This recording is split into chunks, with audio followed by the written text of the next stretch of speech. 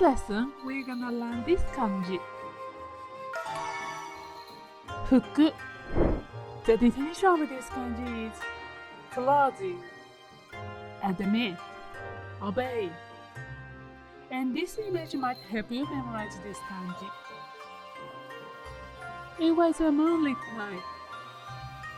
There was a fitting room and Moon-chan was inside. Moon-chan got stuck in a small shirt and said, "Nugenai." So this is kanji tsuki, meaning moon. And this illustrates a fitting room. And this is katakana nu, as in nugenai. Nugenai means not able to take off clothes. Fuku.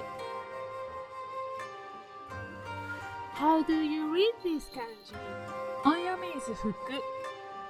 There is no kunyomi reading. An example word is seifuku.